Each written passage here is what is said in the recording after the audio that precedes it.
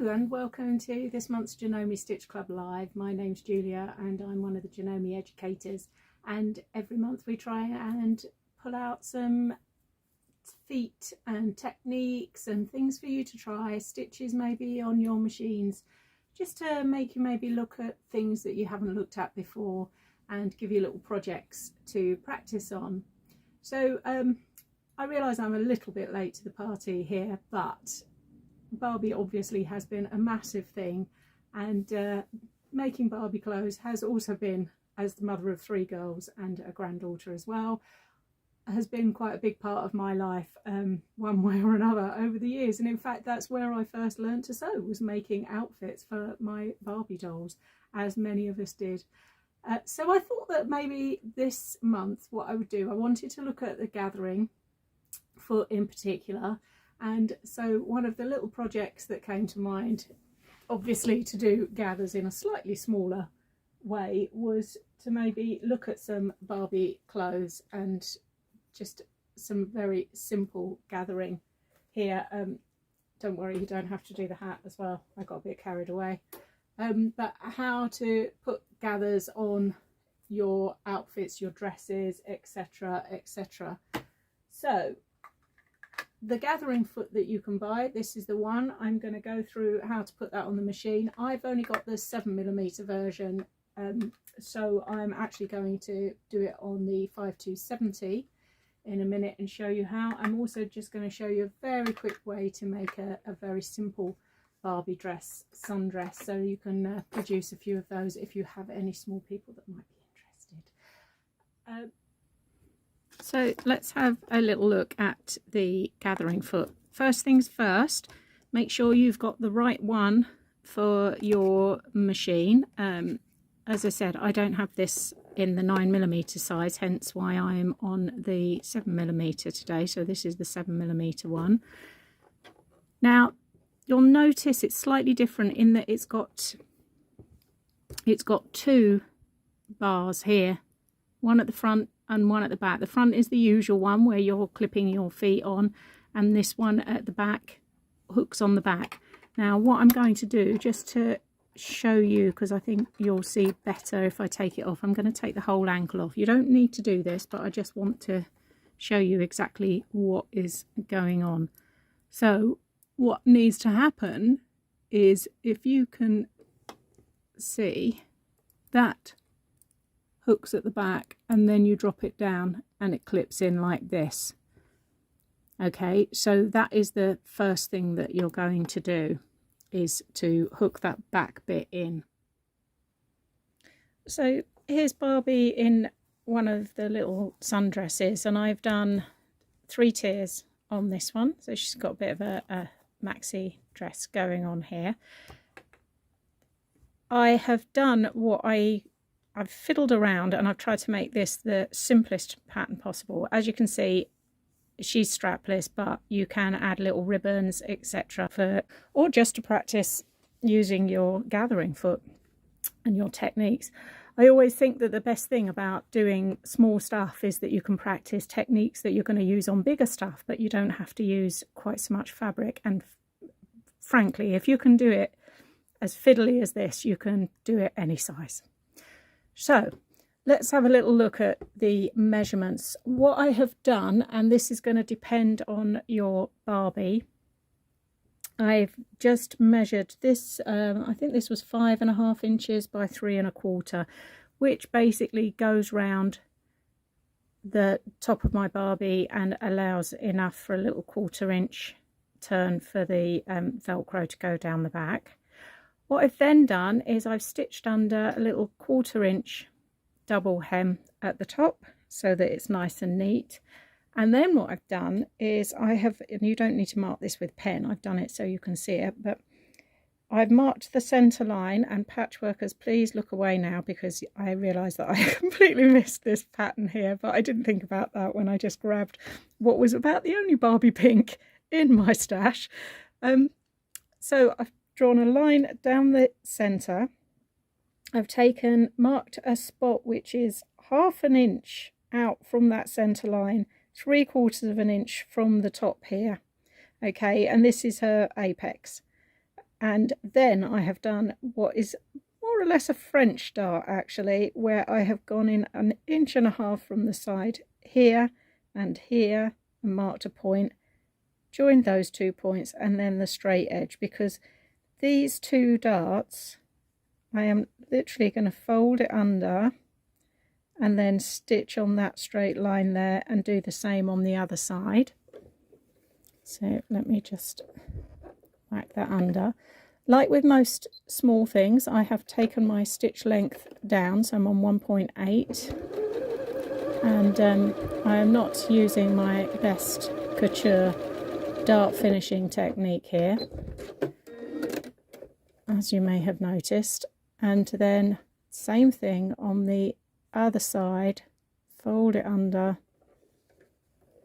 and then I'm going to go from the bottom this time. And this is just going to shape, because trust me, she does need shaping, and depending on the age of your Barbie, the older she is, the more shaping she's going to need. So that is going to give you that kind of bust line. You can see already that you've got that shape, but what you can also see is that obviously it's not straight here. So what I'm then going to do is fold it back in onto that line. I've folded my darts back, and then I'm just going to follow that line around like that, and that is basically going to give me a Barbie bodice in its pretty much simplest form. Okay, so if I bring her back in, so that's going to sit on the top there.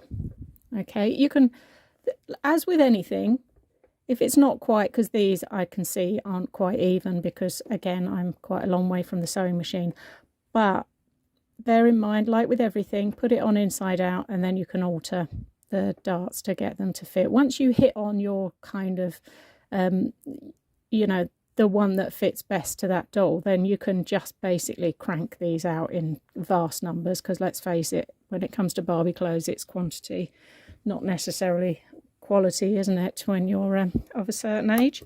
So the skirt, again, I've cut a rectangle, and this is 5 inches pretty much, so I've gone about 15 inches so that I can gather that in with the gathering foot. I'm going to do the gathering so far, and then I can then just pull it in so that it's going to fit properly onto my bodice here.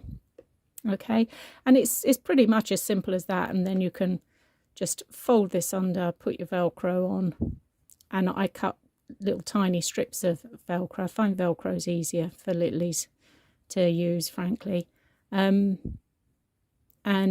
do the back seam up and the bottom hem as well. And as I say, you can then add little ribbons for ties, etc, etc. So this is just a really quick. There are patterns out there if you want to get more involved. Then certainly Simplicity and Butterick, I think is. I'll see if I can find some numbers and put them in the comments below. But there are definitely patterns out there if you feel you need something a little bit more explicit to follow. Okay.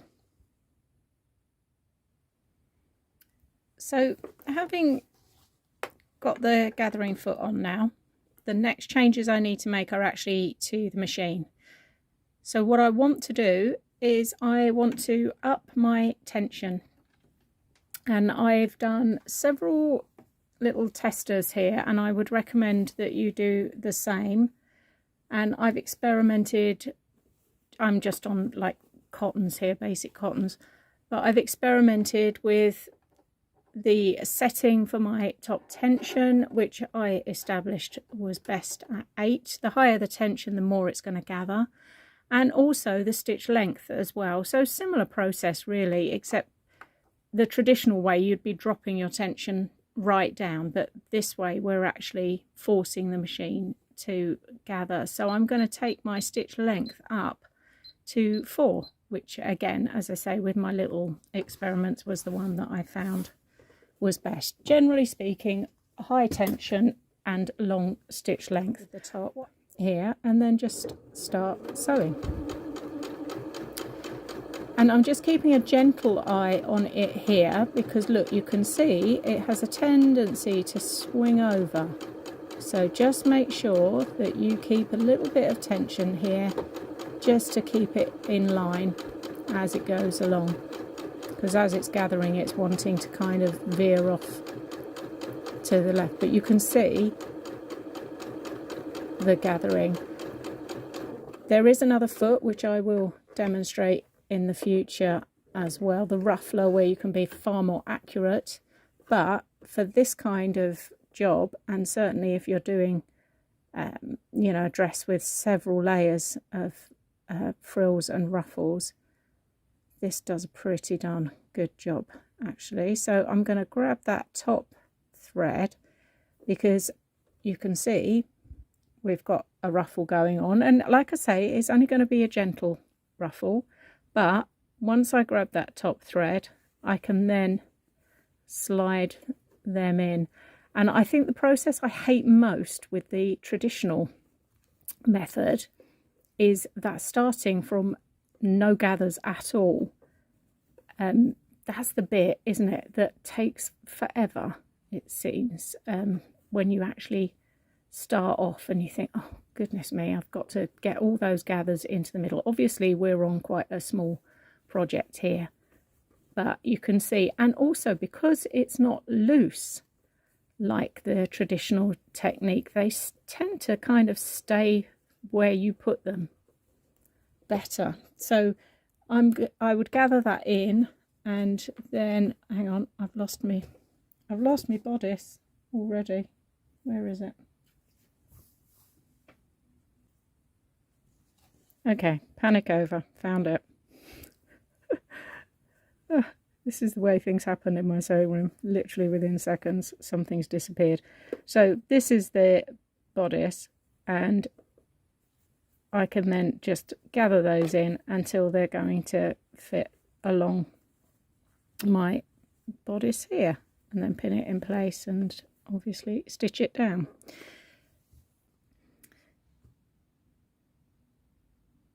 So here I am back on the atelier, and I just wanted to go through something on here about gathering.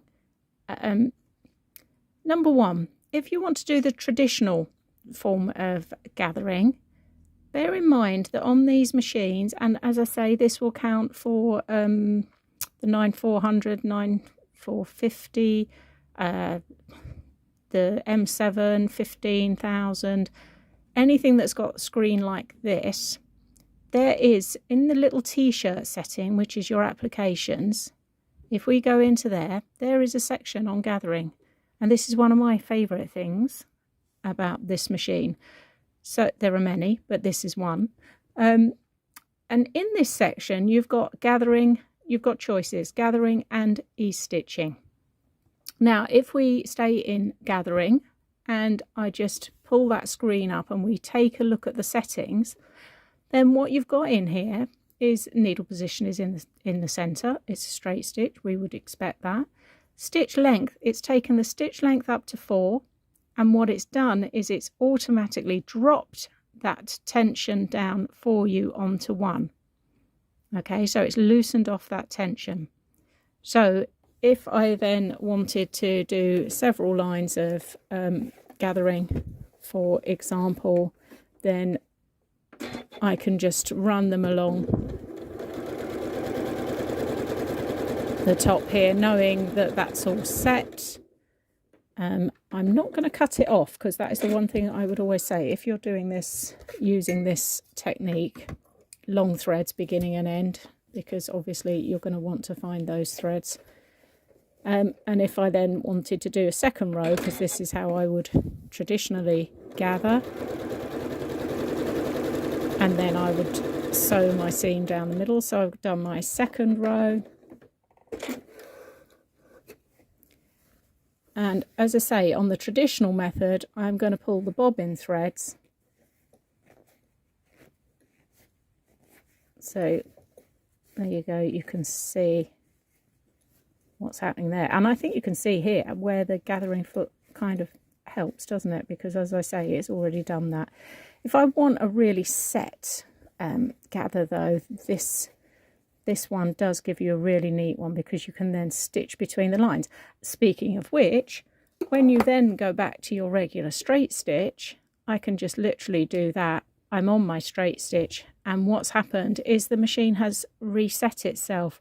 So there is no danger, and I'm saying this because I know this of old and have done it many times, of you forgetting to take that top tension up, so that when you actually sew like the skirt on or the sleeve or whatever, and then you sew it round and then you think, that doesn't look so good, does it? And you realise that it's because you forgot to change your tension back, and so it's too loose, and then you need to redo it. So anyway, that is one thing I like. You've got a second setting in there as well. So if we go back in, ease stitching, which is specifically for the sort of the top of sleeves, etc. And if you look at the settings on here, this is in yellow, and this is because I've highlighted this, because I have changed it to my favourite stitch, because I like to do it here. So I've set my needle position, so I'm just slightly a scant quarter probably from the edge for my first line, and then I will use the side of the foot as my guide to do my second one. So I have deliberately changed that myself. If we go on to default, you'll see it's in the center position. Okay, but again, stitch length, they haven't taken it quite as long, because when you're ease stitching you wouldn't want it to be quite so long, but again, it's taken the tension down for you. So as I say, if you haven't had a excuse me, if you haven't had a play with this particular setting when you're dressmaking, then do, because as I say, it's one of the most useful things I think that they've done on here. Just simplifies a process, doesn't it, of all those things that you have to remember. So the other thing that I wanted to say is that favourite stitch setting, if you are using your gathering foot and you're on a project where you're going to and fro of gathering and then putting it together, gathering, putting it together, then bear in mind that on any of your straight stitches you can set it as a favourite stitch. So I would probably use it on one that I wasn't using on a regular basis. I would keep my number 1 stitch here, so that I would have that set up ready for piecing, putting it together. And then maybe on number 4, which is one I don't generally use, which is set over, I can change that to all the settings that I want. So I can take my automatic tension up high, which I would want to do. I'd take my stitch length up long. So those settings that we looked at, I would take this up to about 8, I would take this up to 4, and I would move my needle position to wherever I wanted it to be, probably in the center. Okay, so just bear in mind that I can change all of that, set it favourite stitch, which means I can then go between those two. So if I'm doing a skirt with lots of ruffles on it or something, then that's when it's going to come into its own.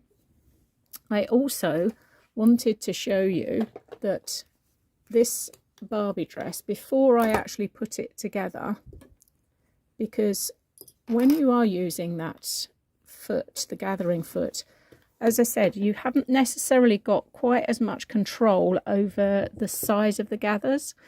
So if you're doing a pattern, one of the ways of doing this, I would do these bigger. So these tiers, I would make them slightly longer than I need. I would sew them on, and then what I've done here is I've literally just cut down the side. So you could put your pattern piece back on and cut down the side and have one seam at the back, or do it the same way but seams at the side. So it's one of those feet that is going to be useful in certain circumstances, but as with everything, get the right foot, the right stitch, etc. to match the job that you're doing. And certainly for Barbie dresses, this works an absolute treat. So that's the finished dress, and like I say, I can just show you the back. Just little bits look of Velcro there, which make it nice and easy. I might put some straps on. I haven't made my mind up yet.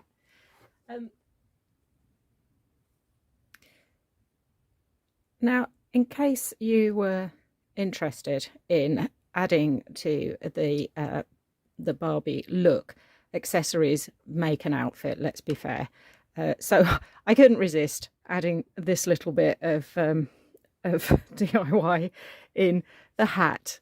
Now, you can go as fancy as you like here. Oh, hang on, I've got more. This one's even got, look, a feather, etc. So, as I say, you can go as fancy as you like, but they're actually really, really simple to make. So the first thing you're going to need is a milk bottle top, and these new clear ones, the sort of white ones, fantastic because nothing shows through. I've drawn a circle. It's at least, oh gosh, what's that? More than half an inch probably, around, and then a little bit extra because this is going to be my stitching line, and I'm going to use the go into my t-shirt settings and go onto my gathering stitch here so that I can do a gathering stitch round there, which will then pull tight. So I've pulled up my bobbin thread, and I've got a nice long top thread as well, like I say, for gathering in. I'm going to pop my pivot on as well, and then just stitch around this line.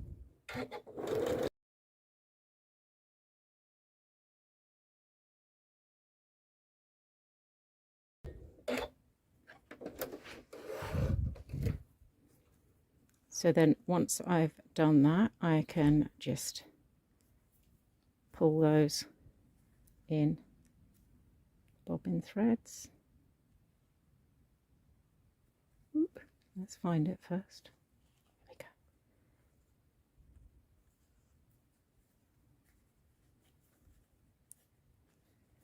So I can start to gather that up. Once I've actually started the gathering, I'm just going to gather it onto my milk bottle top. And what you can do if you want is either use a glue gun, or you could even put some double-sided tape in there actually. So that's all going to get gathered up and then stuck onto like so, and that's going to make the crown of your hat. Now here we go, look, out of the gathering stitch and everything's gone back to normal. Fabulous. So the other thing I'm going to do is to make the crown. This is quite stiff, so what I've done is I put some stiff interfacing on 2 squares of the matching fabric because I'm doing matching accessories, and I've also bonder webbed them together as well. So like I say, this is good and stiff, and then I've just drawn a circle that's going to be probably about 1 inch bigger than my hat crown. And then I want to put a fancy edge, so I'm going into one of my satin stitches and then just going to run that round, and again I'm following that line that I've drawn on there.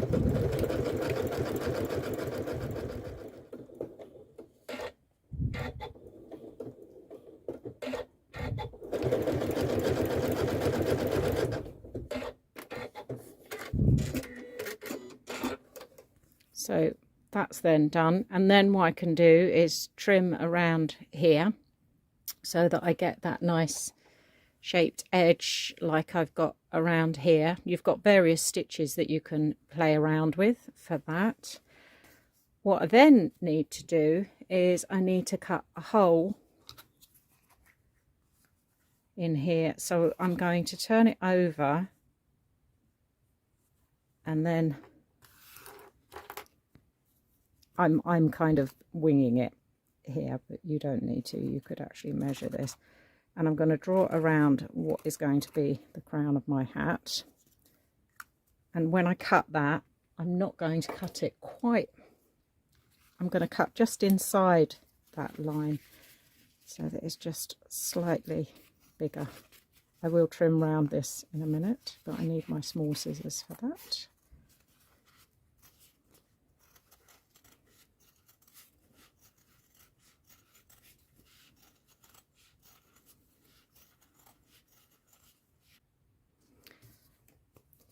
Okay, I skipped a bit there, so you didn't have to watch all of that. So I've trimmed around here so that I've got that shape, and I've finished off this and glued it around here so that I can now glue this. I'm using a glue gun. If you want to do this with kids though, you might want to use just ordinary fabric glue.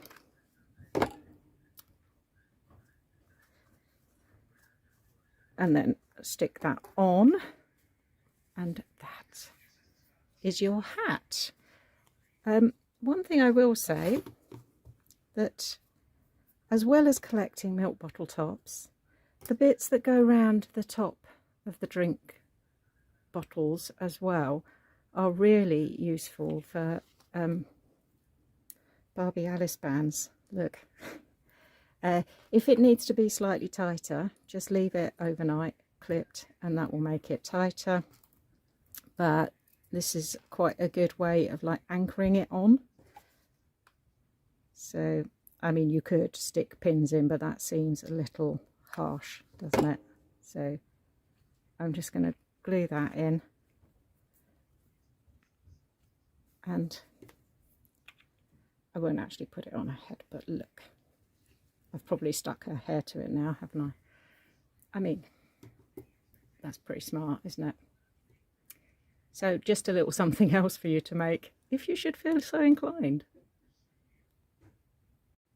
So I hope you've enjoyed that, and look forward to catching up with you again next month.